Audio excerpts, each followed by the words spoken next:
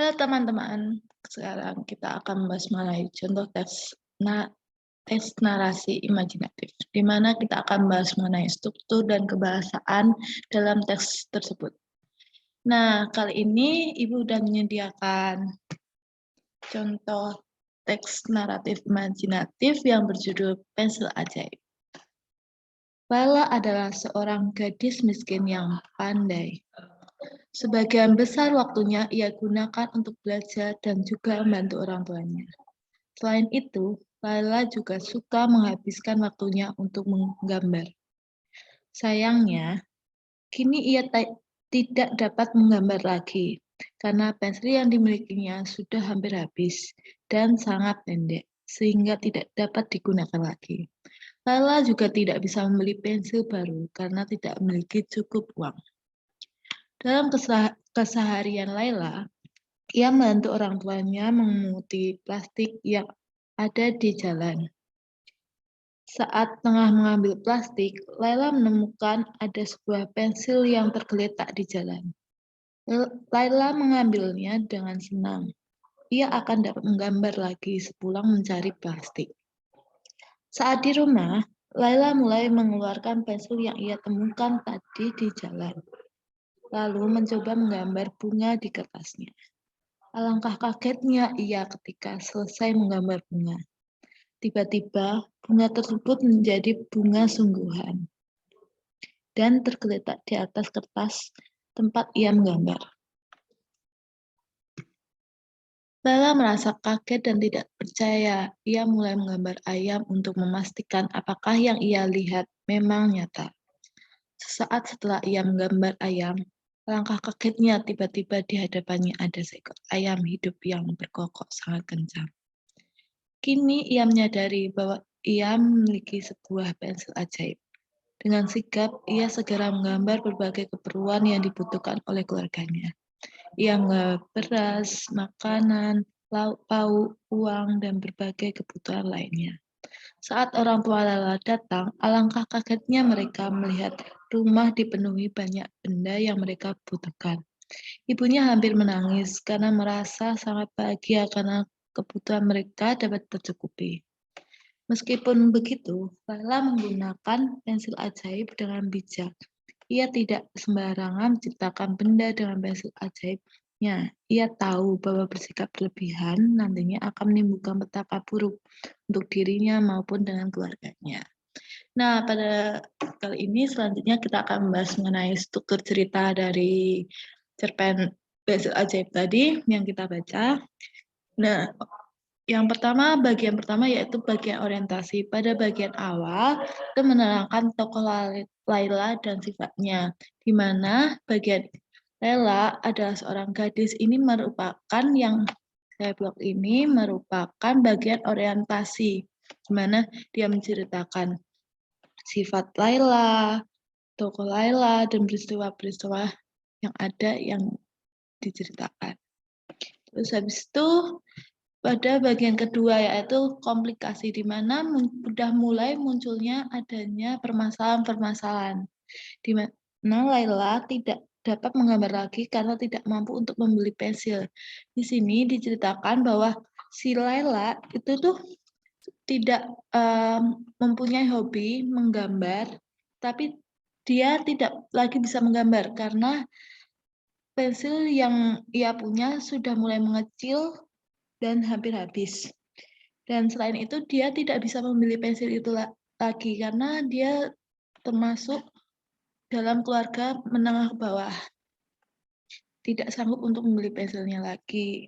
Nah, itu permasalahan-permasalahannya dia tidak bisa meneruskan hobinya dan keuangan keluarganya juga terbatas. Nah, selanjutnya itu bagian ketiga, di mana bagian resolusi penurunan adanya masalah, di mana si Laila mulai menemukan jalan untuk meneruskan hobinya lagi dengan menemukan pensil yang ternyata pensil itu adalah pensil ajaib yang bisa membantu memenuhi kebutuhan keseharian keluarganya juga dan membantu kebutuhan-kebutuhan lain, benda-benda yang mereka butuhkan, seperti itu. Terus habis itu bagian reorientasi di mana munculnya pesan moral. Nah, bagian ini, bagian penutup itu terdapat pada paragraf terakhir yang ini, meskipun begitu, Laila menggunakan pensil ajaibnya dengan bijak. Ia tidak mau sembarangan menciptakan benda dengan pensil ajaibnya. Ia tahu bahwa bersikap berlebihan nantinya akan menimbulkan petaka buruk untuk dirinya maupun dengan keluarganya. Di sini berarti walaupun Laila memiliki pensil ajaib yang bisa menggambar segala bentuk kebutuhannya, tapi dia tetap tidak sombong, dia menggunakan dengan bijak. Nah, pesan moralnya adalah kita harus, jika memiliki suatu benda yang kita bangga-banggakan, kita tidak boleh sombong dengan orang lain, dan kita harus menggunakan sesuatu itu dengan bijak. Semua barang yang kita miliki itu harus digunakan dengan bijak dan benar. Nah, selanjutnya kita akan membahas mengenai unsur kebahasaan dalam cerpen Pensil Ajaib. Nah, unsur kebahasaannya terdapat kata ganti seperti kata iya dan nya. Di mana pada cerpen itu terlihat jelas bahwa kata Laila suka diganti dengan iya, dengan kata iya. Dan orang tuanya Laila, nah ini sepertinya juga diganti. Kata Laila diganti dengan katanya dan diganti kata iya. Nah, selain itu, unsur kebahasaan yang kedua terdapat kata kerja interaktif dan transitif. Seperti pada kalimat Laila adalah seorang gadis miskin yang pandai. Itu merupakan kata kerja intransitif, di mana dia tidak adanya objek di situ. Dan di bagian kata kerja transitif itu seperti ia mulai menggambar ayam, di mana itu muncul adanya objek, di mana objeknya adalah ayam. Terus habis itu dalam unsur kebahasaan dari cerpen ini juga menggunakan kata benda seperti adanya pensil, terus bunga, terus ayam, terus habis itu beras, uang, itu termasuk kata benda ya. Karena nomina tidak bisa ditambahkan kata tidak di depannya. Terus habis itu juga terdapat kata sifat seperti miskin, di mana dia menjelaskan bahwa dia miskin. Laila adalah seorang gadis miskin ya. Miskin ini merupakan kata sifat. Terus juga terdapat dan ada frasa dan klausa dalam setiap ceritanya. Nah, frasa sendiri gabungan dua kata yang tidak adanya predikat. Nah, di dalam cerita ini juga terkandung adanya frasa atau klausa. Antara itu juga ada di dalam cerita ini.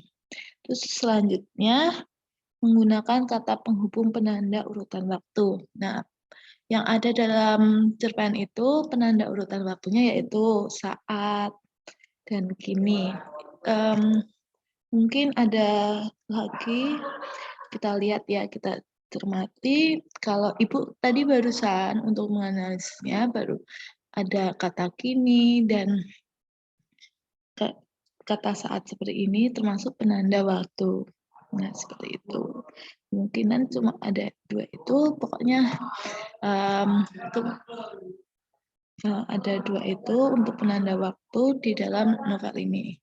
Selanjutnya, jika masih ada yang bingung mengenai cara menganalisis suatu teks narasi untuk menemukan struktur dan kebahasaannya, unsur kebahasaannya bisa ditanyakan melalui pembelajaran Zoom. Terima kasih.